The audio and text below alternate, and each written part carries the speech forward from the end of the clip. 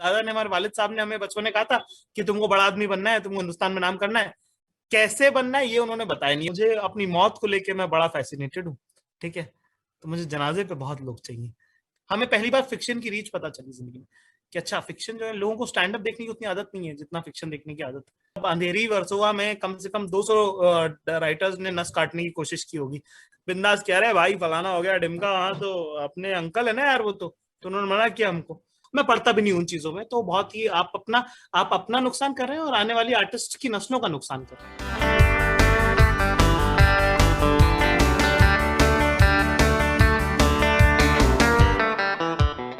Zakir, welcome on Bollywood हंगामा। जी जी, बहुत बहुत शुक्रिया। कैसे हैं भाई आप? मैं बहुत अच्छा हूँ।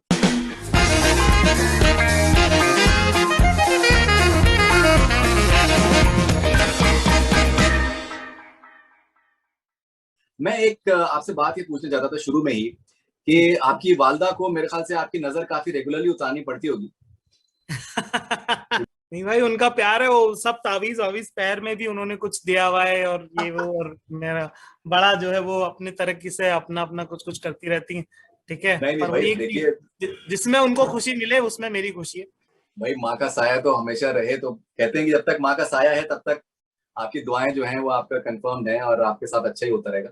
सो ये जो कमाल का आपने एक कॉमेडी के जरिए और आपने एक शायरी भी आप बहुत अच्छी करते हैं। आपने जो ये लोगों का दिल जो जीता हुआ है, और आप जी। कहते हैं कि मुझे फैंस नहीं दोस्त बनाने हैं, which is I think fabulous as well. कुछ बताएं आप कि क्या मतलब क्या आपने जादू फैलाया हुआ है। बहुत दिलचस्प सफर है आपका।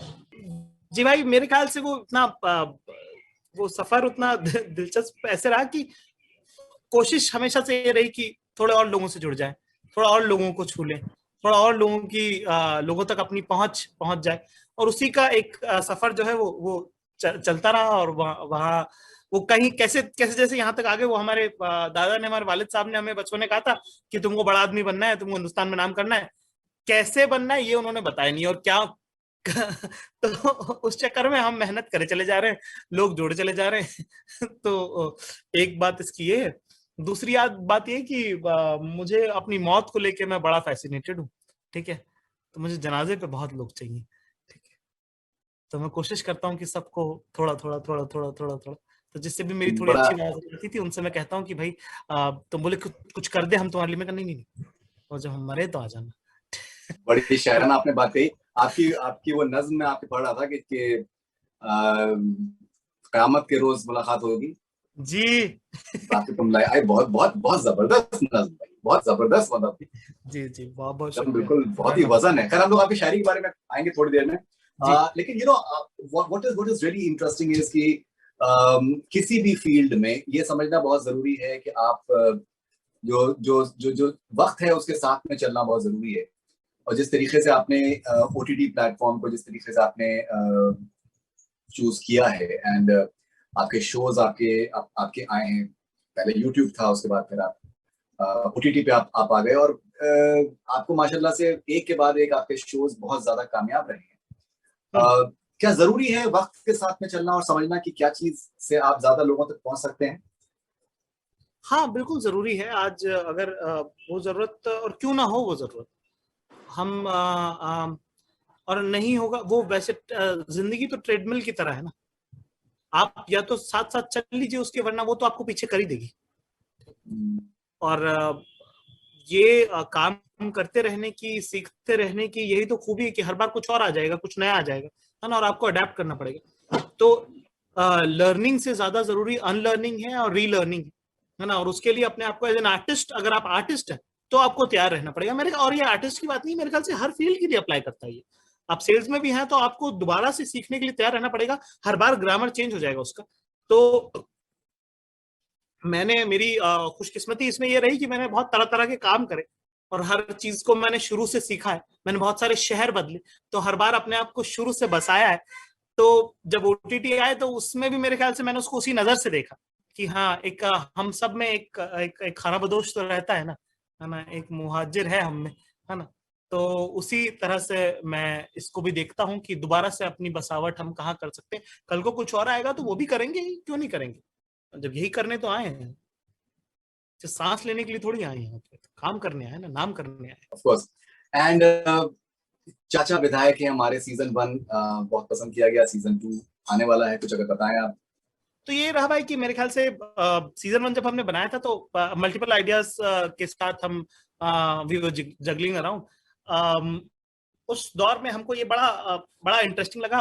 दूसरा, मेरी जिंदगी के काफी करीब था इंदौर में, जिस तरह से मैं रह रहा था, जैसे मैं रहता था, कि आपके पास है कुछ है नहीं, असल में हाथ में आपके कुछ नहीं है, पर एक फेक एसोसिएशन से ही आप इतना पावर ड्राइव करते हो, है ना, क्योंकि आप मांग रहे हो दुनिया से ना, और ज्यादा मांग रहे हो, है ना, और वो चाहे किसी भी कीमत पे हो, वो चाहे झूठ बोलने से ही क्यों ना शुरुआत हो उसकी। तो उस तरह की थोड़ी सी वैसी सी तो नहीं और उतनी झूठी भी नहीं, है ना। स्टूडेंट पॉलिटिक्स में थोड़ा इन्वॉल्वमेंट था, थोड़ा कॉलेज में थोड़ा ऐसा वर्चस्व चाहिए था हमको थोड़ा, है ना, लोगों में बड़ी बड़ी डींगे हाँकने का शौक था ही हमारा।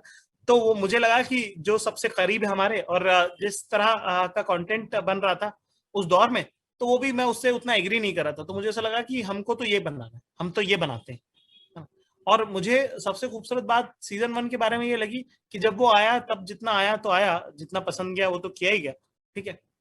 बाद में बहुत पसंद किया लोगों ने उसको, मतलब लॉकडाउन में जितना प्यार हमको चाचा विधायक के लिए मिला, उतना स्टैंड अप के लिए वीडियो रिलीज करने पे 10-10, 12-12, 15-15 मिलियन व्यूज है, उन पे उतना नहीं मिला जितना हमको चाचा विधायक के लिए मिला लॉकडाउन में। और मतलब एक बड़ा खूबसूरत सा रिव्यू है चाचा विधायक का, तो बड़ा मुझे सुंदर लगा। एक एक बहुत मतलब ज़ईफ शख्स है, थोड़े एजेड है वो, उन्होंने एक अपने हिसाब से एक रिव्यू किया है कि भाई चाचा विधायक क्यों देखना चाहिए और क्या है। मुझे बड़ा खूबसूरत लगा कि एक नई ऑडियंस तक हम पहुंच पाए उस एक काम से। वो कंटेंट की रीच जो है, हमें पहली बार फिक्शन की रीच पता चली जिंदगी में कि अच्छा, फिक्शन जो है, लोगों को स्टैंड अप देखने की उतनी आदत नहीं है जितना फिक्शन देखने की आदत है। तो वो हमारे साथ जब हुआ तो हमें लगा कि अरे ये कहानी तो आगे बढ़ानी चाहिए, है ना, ये जिम्मेदारी हमको महसूस हुई। तो हमने फिर 1 साल का गैप लेके उसको दोबारा लिखा। पर तब तक फिर लिखने के बाद जब हम तैयार हुए, फ्लोर पे गए, तो पैंडेमिक आ गया, हमारा शूट बीच में रुक गया। हम 12 दिन के लिए वेट करा, हमने 12 दिन के लिए हमने पूरा ऑलमोस्ट साल निकाल दिया हमने, 11, नहीं, 12 वो तो मार्च खैर को। पूरी हाँ दुनिया ने वही निकाल दिया साथ।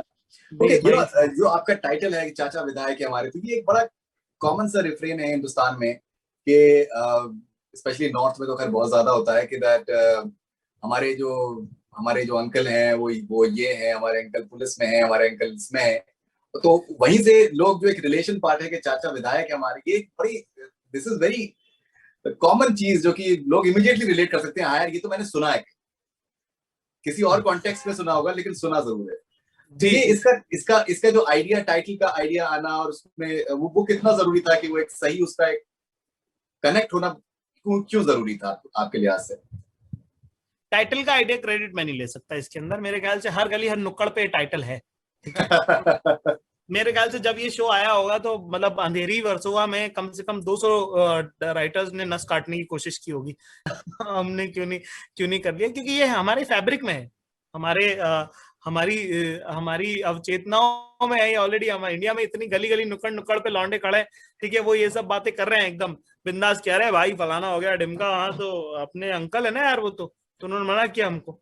तो हम भी इस तरह के थे ना, मतलब हमको अगर किसी पॉलिटिशियन ने 2 बार ऐसे कर दिया कि और भाई क्या हाल है टाइप का, तो हम तो वैसे करते थे। फिर उसके बाद 3 महीने बाद वो स्टोरी ये बनती थी फाइनली कि दादा फिर मिले, बोलने लगे यार क्या तू आजकल घर वर नहीं आ रहा है। मैंने कहा हाँ आता हूँ यार, आता हूँ, मैं मिलता हूँ आपसे, मैं बिजी चल रहा था। बोले तो आप समझ रहे कि ये यहाँ से वो बिजी चल रहा हूँ तक का कॉन्वर्सेशन आपने खुद दिमाग में बना लिया अपने, ठीक है, आप अपने लोगों में आप बींगे आकर। तो टाइटल तो मेरे ख्याल से वो था, हमने हमने खुद भी जिया है और हमने दूसरों को भी देखा है उस तरह की बातें करते हुए। तो मुझे लगा कि इसकी ये कहानी कह सकते हैं, कही जानी चाहिए ये। जैसे एक स्टैंड अप कॉमिक है, जी दूसरी तरफ आप किसी शो के आप क्रिएटर भी होते हैं, obviously you are part of it but you are the creator as well. जी देन आपके साथ में जो नाम है शो के साथ में, वो लंबे टाइम के लिए जुड़ा रहता है, जी because ji you are attached to it, like in terms of producerial terms, I'm saying in terms of copyright as well। तो वो सभी एडवांटेजेस आगे चल के मिलते हैं। कितना जरूरी है एक क्रिएटिव लोगों को इन सब चीजों को समझना? मेरे ख्याल से बहुत जरूरी है। मुझे आर्ट की इकोनॉमी समझना बहुत जरूरी है आर्टिस्ट के लिए। आर्टिस्ट बहुत इसके अंदर प्राउड लेते हैं, अरे जी हमें तो समझ नहीं आता क्या है, मैं पढ़ता भी नहीं उन चीजों में। तो बहुत ही आप अपना नुकसान कर रहे हैं और आने वाली आर्टिस्ट की नस्लों का नुकसान कर रहे हैं, ठीक है। आने वाली पीढ़ियों का आप जो है नुकसान कर रहे हैं इस तरह की बातें करके। एक अंडरस्टैंडिंग है। अगर आपको इतनी सारी चीजें समझ में आती हैं तो ये एक और चीज है जिसमें आप अगर थोड़ा सा भी, आप अगर 5% भी ध्यान लगाएंगे तो वो आ जाएगा। और मेरे ख्याल से बहुत लोग हैं जो अच्छे से करते हैं इसको, ऐसा नहीं कि मैं कोई पहला हूं जो ये कर रहा है। बहुत सारे लोग हैं जिन्होंने बहुत अच्छे से इसको क्रैक किया कि उसका दोनों का बैलेंस, कि उसके क्रेडिट्स कैसे लेते हैं और उसकी इकोनॉमी क्या है और क्रिएटिवली उसमें कितना इन्वॉल्व होना है। यह है कि चॉइस की बात है मेरे ख्याल से, कि किसको करने का मन है, किसको करने का नहीं मन है ना। तो पर मेरा ये मन भी है, मेरे को समझना भी है चीजें, मेरे को अपना स्केल बढ़ाना भी, मेरे को सीखना है कि अच्छा और बेहतर कैसे हो सकता है, और बड़ा कैसे हो सकता है। जैसे पहले सीजन में हमने लिखना सीखा, दूसरे सीजन में हमने अभी पोस्ट प्रोडक्शन सीख रहे हैं कि अच्छा कि शो तो शूट कर लेते हैं, उसके बाद कैसे बनता है भाई शो, ठीक है। तो उसमें हमने अपना बड़ा इन्वॉल्वमेंट रखा है ना। अगले सीजन में हम जो है वो शायद प्री प्रोड में हम थोड़ा बैठे डायरेक्टर के साथ कि अच्छा आप कैसे कर रहे हैं, क्या कर रहे हैं, क्या नहीं कर रहे हैं। तो और दूसरा मेरा एटीट्यूड जो है मेहनत से इस तरह का किया है। मैं ऐसा आदमी नहीं था, मैंने अपने आप को किया है सीखने वाला शख्स मैंने बनाया है, अम्यूज हो जाने वाला इंसान मैंने अपने आप को मोल्ड किया है उसमें, कि मैं हर चीज से बड़ा अम्यूज रहता हूँ कि अच्छा अरे ऐसे करते हैं, वो अच्छा ऐसे होता है। उससे मुझे बहुत जल्दी जल्दी सीखने को मिलता है।